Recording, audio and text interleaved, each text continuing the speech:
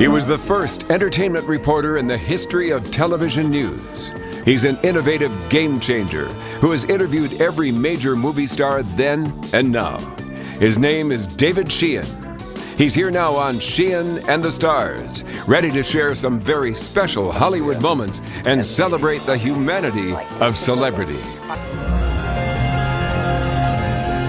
Like everybody, we all age, but I'm still kind of a kid inside in a lot of ways, Yeah, even what you do for a living, yeah. Even what I do for a living, which is, pure make-believe. You're welcome.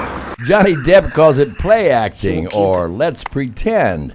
Whether he's playing a notorious criminal like Whitey Bulger in 2015's Black Mass, Just saying, could get you buried real quick. or the goofy Willy Wonka in 2005's Charlie and the Chocolate Factory. Chewing gum is really gross. Chewing gum I hate the most. Johnny has always had a childlike sense of fun, along with a very adult sense of responsibility to himself and to his audience. You've done so many different roles. I owe it to myself as an actor to keep trying things, that are a bit different. I think more than that, I think I owe it to the audience, Right. to keep trying different things and to explore different characters. Johnny Depp has certainly lived up to that pledge from his earliest 1980s days as one of Freddy Krueger's victims in Nightmare on Elm Street, or the 1990 misunderstood outcast in Edward Scissorhands. Even playing Ichabod Crane in 1999's Sleepy Hollow embodied the Depp duality of having fun and being responsible. Came back to clean the head. The one Johnny Depp movie that really captured the essence of his philosophy is 2004's Finding Neverland, in which Johnny was the creator of Peter Pan, James Barrie, a writer falling for Kate Winslet as a single mom of 4 boys who inspired the idea. Young boys should never be sent to bed. They always wake up a day older. And then before you know it, they're grown. You had a particular fondness for this character. What was the affection you felt for this man? You had a particular fondness for this character. What was the affection you felt for this man? First, my affection for J.M. Barrie was that, the mere fact that this guy gave the greatest gift, to the world, which is that story, Peter Pan. Mm-hmm. Also, deeply and profoundly impressed that J.M. Barrie left the rights to Peter Pan to a children's hospital, the Great Ormond Street Hospital, which has brought in bajillions, Yeah. over the last 100 years. It's an amazing thing, and a rare thing for anyone to do. So that was first.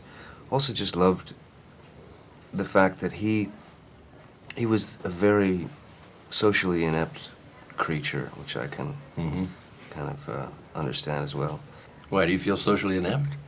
I'm not the greatest social animal. No, I'm not so good at that kind of thing. No, never have been.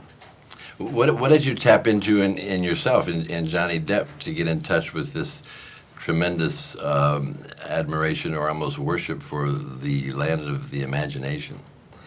Well, I think J.M. Barrie's whole idea, the idea that, though the body and, we as human beings get older and all that, the brain and the heart and everything, we can still stay young inside. And I think that because of the weight of the world and responsibilities out there and our jobs and our this and our that and our worries about the future and about the past, and we forget to live in the present, and we lose touch with that kid inside, Yeah, the imagination is, as Barrie said, is the greatest gift we have. It's just a dog. Just a dog? With the wee bits of imagination, I can see the great bear Porthos. Part of what makes Johnny Depp so enjoyable to watch is the obvious enjoyment he gets from turning himself over to his characters, and to his own willingness to try anything once, even singing. Tusa, welcome to the grave I will have been. Which is what he did in Sweeney Todd, while also playing a mentally deranged villain with a tragic past. Anyone who is victimized to that degree and then turns around and becomes becomes a murderer, be all there. It's like me, my friend. Speaking of villains, the Black Mass role isn't Johnny Depp's first famous gangster part. In 2009, he took on one of America's most famous gangsters, John Dillinger, in Public Enemy. The Great Depression was the conditions that gave rise to that great, spectacular crime wave. I think Dillinger had found himself and was at peace with the fact that it wasn't probably going to be a very long ride, but it was going to be a significant ride. We're having too good a time today. We ain't thinking about tomorrow. Of course, you can't really think of Johnny Depp without conjuring a few swashbuckling buccaneer images of the trademark he has been creating over and over again in the 2000s in the many movie adventures of Pirates of the Caribbean as Jack Sparrow. There should be a captain in there somewhere. And we'll be dealing with pirates in Johnny Depp Part 2 next week. Well, I thought about, pirates in the 18th century and how they would sort of be the rock and roll stars of that era. Alas, my children! And just so you know, there are many more movie stars waiting in the wings, anxious to share their humanity and their stardom with all of us. Reason enough to click that little subscribe button on your screen. Plus, it will benefit Children of the Night and the St. Jude Children's Research Hospital.